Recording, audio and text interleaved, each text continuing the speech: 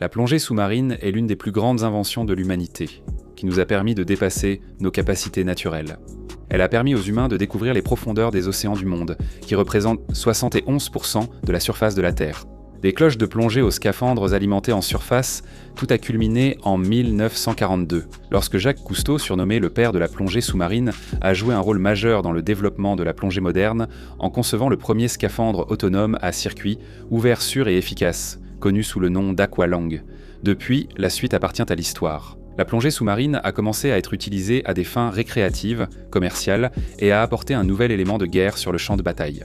De nos jours, chaque branche de l'armée américaine, à l'exception de la Space Force, est impliquée dans le domaine de la plongée sous-marine.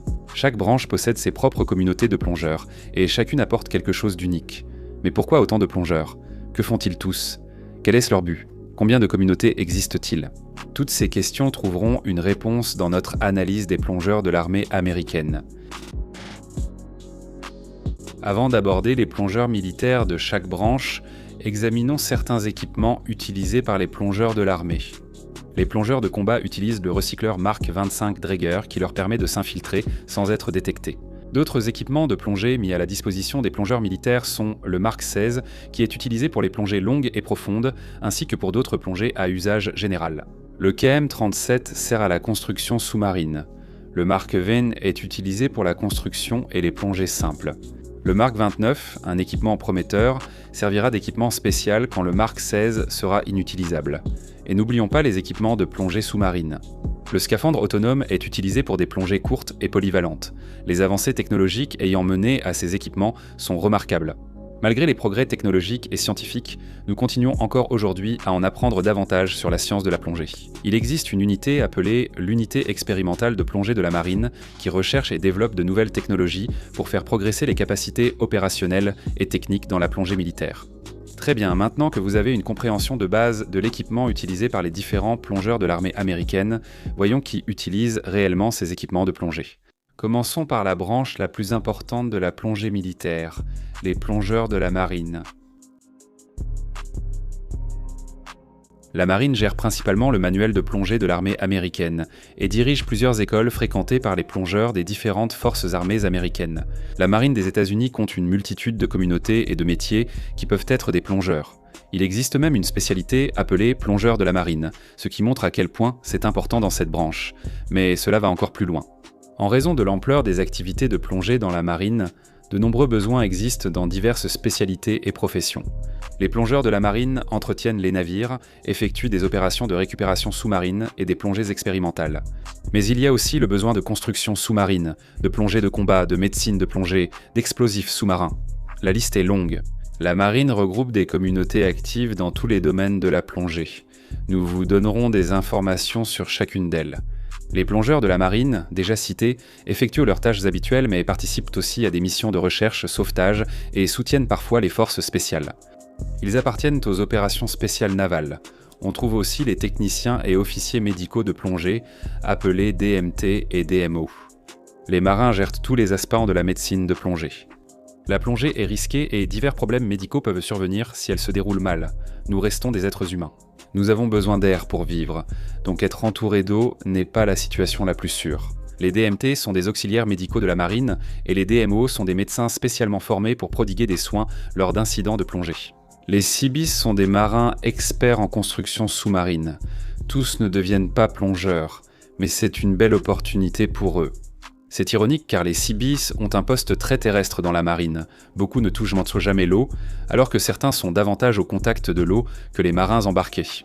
Les Seabees plongeurs appartiennent aux équipes de construction sous-marine, chargées la réparation de dégâts de combat et la démolition sous-marine. Cette opportunité est offerte aux Seabees motivés dans chaque spécialité des Seabees. Et en parlant de démolition sous-marine, il existe des explosifs sous l'eau, qui les rend inoffensifs. Les techniciens EOD de la marine.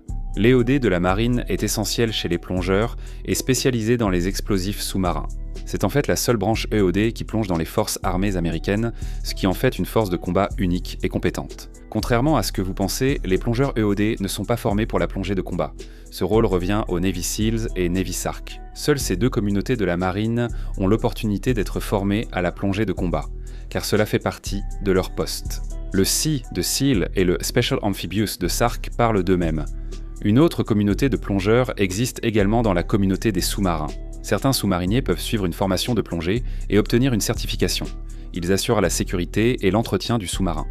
Tous les sous-mariniers n'ont pas cette opportunité, mais elle existe bel et bien.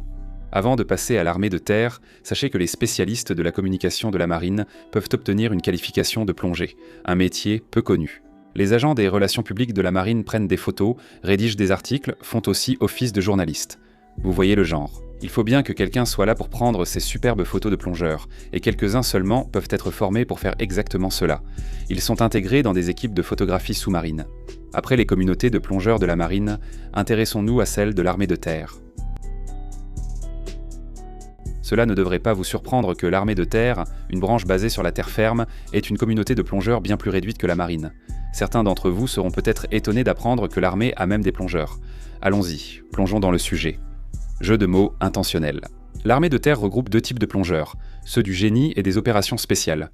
La spécialité MOS Army Diver correspond au code 12 Delta. La majorité des plongeurs de l'armée œuvrent dans le génie, principalement en construction sous-marine, ce qui limite leur profondeur et leur champ d'action par rapport à ceux de la marine. Certains effectuent néanmoins des plongées profondes. Les plongeurs de l'armée sont l'équivalent des UCT de la marine pour l'armée de terre, réalisant aussi des missions de reconnaissance, démolition et récupération sous-marine. Ils peuvent aussi assister les opérations spéciales et les équipes de déminage EOD.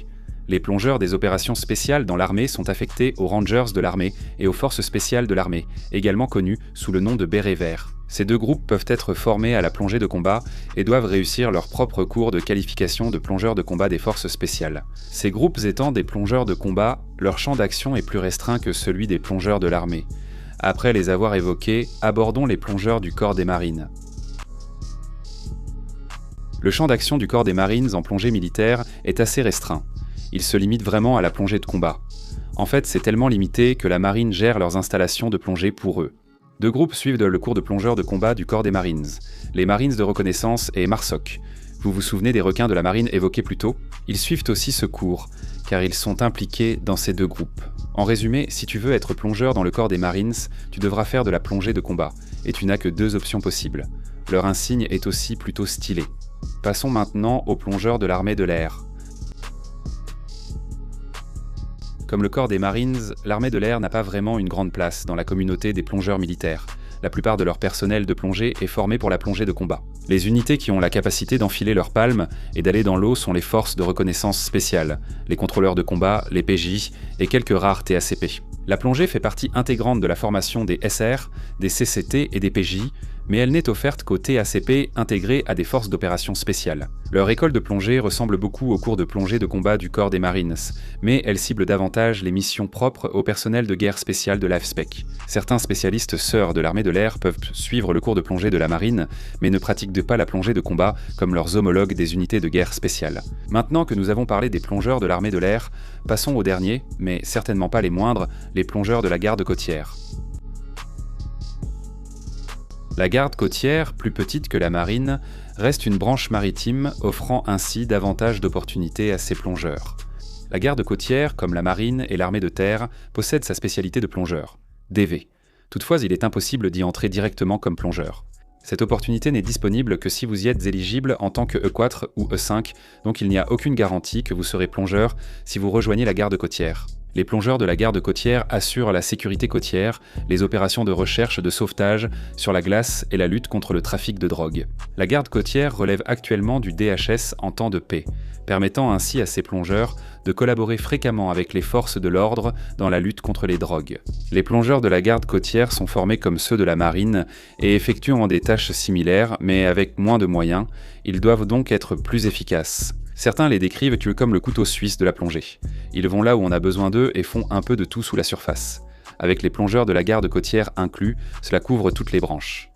Un jour, la force spatiale aura peut-être des plongeurs, mais pour l'instant, ils utilisent des combinaisons spatiales, pas des combinaisons de plongée.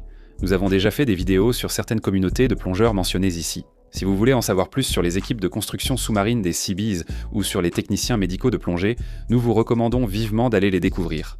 Le lien vers ces vidéos se trouve dans la description ci-dessous. Voilà, c'était un aperçu rapide et direct des plongeurs des forces armées américaines.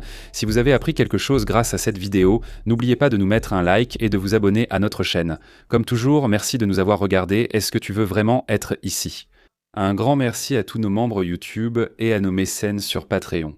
Merci à vous tous d'avoir fait un pas de plus pour soutenir notre chaîne, c'est vraiment très apprécié.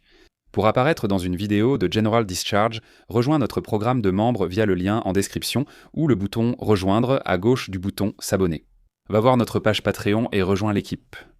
Voici Nick Naosha. Tous tes amis s'abonnent à General Discharge et toi, tu n'as même pas envie d'être là.